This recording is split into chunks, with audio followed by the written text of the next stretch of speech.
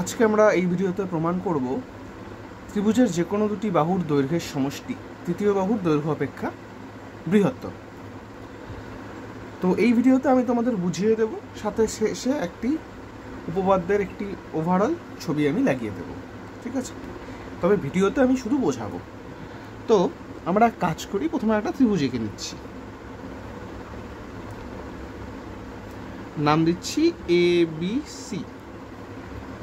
ধরে নেই এই বাহুটা সবচেয়ে বড় বাহু, সবচেয়ে লম্বা বাহু এই বাহুটা, অর্থাৎ BC। ধরে নিলাম BC সবচেয়ে বড় বাহু, সবচেয়ে বড়, ঠিক আছে? আর এরা দুজন তার থেকে একটু একটু ছোট, ঠিক আছে? মানে অর্থাৎ AB এবং AC তার থেকে একটু ছোট। তা আমাদের কি প্রমাণ করতে হবে? যে এই যে দুটি বাহু, এদের দুজনের যোগফল এই বড় বাহুর থেকেও বেশি। তাহলে আমাকে প্রমাণ্য কি করতে হবে? প্রমাণ্য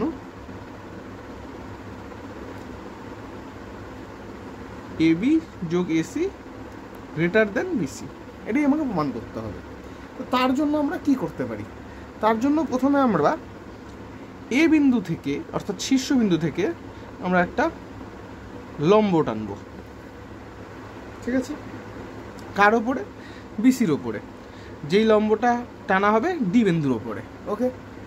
তা যদি লম্ব যেহেতু টেনেছি, তাহলে এই পাশেও 90 ডিগ্রি হচ্ছে, এ পাশেও 90 ডিগ্রি হচ্ছে। এবার আমরা কি জানি? আমরা জানি যে কোণ যত বড়, বাহুও তার অপোনেন্টে, অর্থাৎ তার বিপরীত পাশে বাহুও ততটাই বড়। তা এটা 90 ডিগ্রি, তাহলে এদের দুজনের যোগফল 90 ডিগ্রি। কারণ আমরা জানি যে কোনো ত্রিভুজের তিনটি কোণের যোগফল 180 ডিগ্রি হয়। তা এই ত্রিভুজটা যদি আমরা ধরি, ত্রিভুজ ADB এর ক্ষেত্রে কি হচ্ছে? কোণ ADB 90 ডিগ্রি। তাহলে বাকি দুটো কোণ, অর্থাৎ BAD প্লাস ABD, এদের যোগফল 90 ডিগ্রি হবে। কারণ 90 যোগ হয়ে তো 180 হয়। অর্থাৎ এই দুটো সূক্ষ্মকোণ, তাই তো? এটাও সূক্ষ্মকোণ, এটাও সূক্ষ্মকোণ। তাহলে স্বাভাবিকভাবেই এটি 90 ডিগ্রি, অর্থাৎ সমকোণ, আর এরা দুজন সূক্ষ্মকোণ। তাহলে এদের দুজনের বিপরীত পাশে যেই বাহুগুলো থাকবে তারা অবভিয়াসলি ছোট হবে। কার থেকে? যে কিনা 90 ডিগ্রির বিপরীত পাশে আছে। অর্থাৎ 90 ডিগ্রির বিপরীত পাশে কে আছে? AB আছে। আর এই যে BAD, তার বিপরীত পাশে কে আছে? BD আছে। তাহলে BD কার থেকে ছোট হবে? AD থেকে। তাহলে এখান থেকে আমি কি পাচ্ছি? AB গ্রেটার দেন BD পাওয়া গেল। সেমভাবে এ পাশেও 90 ডিগ্রি। কোন ত্রিভুজে? ত্রিভুজ ADC-তে কোণ ADC, এই যে এই কোণটা 90 ডিগ্রি।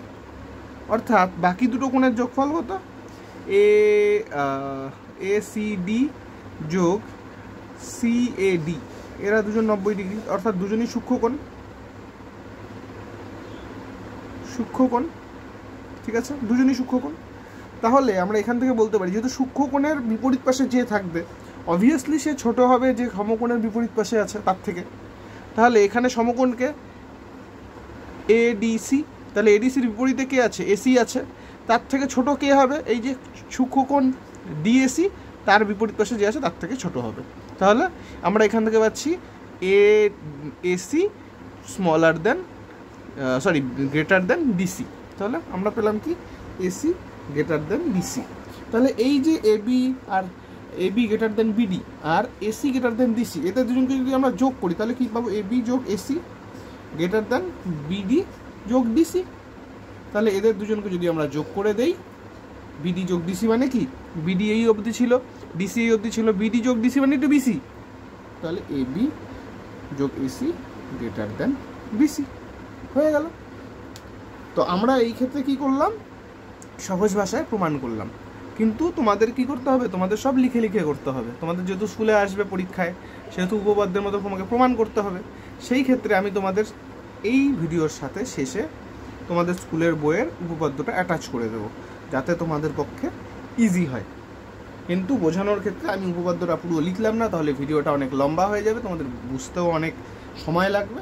এভাবে যদি তোমরা দেখে নাও তাহলে বুঝে যাবে ছবিটা কিভাবে, কোথা থেকে, কেন কি হচ্ছে। আমি বেসিক্যালি কি করছি দেখো, লম্ব টানলাম, লম্ব টেনে এই যে সমকোণের সাপেক্ষে এই কোণটা সূক্ষ্মকোণ, তাহলে সূক্ষ্মকোণের অপোনেন্টে যে আছে সে ছোট সমকোণের অপোনেন্ট মানে বিপরীত সাইডে যে আছে তার থেকে।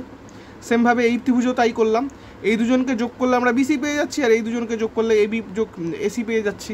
তাহলে এর থেকে এ ছোট, এর থেকে এ ছোট, তাহলে এদের দুজনের যোগফলের থেকে এটা ছোট। ব্যাস এটাই প্রমাণ করার ছিল, প্রমাণ করে দিলাম।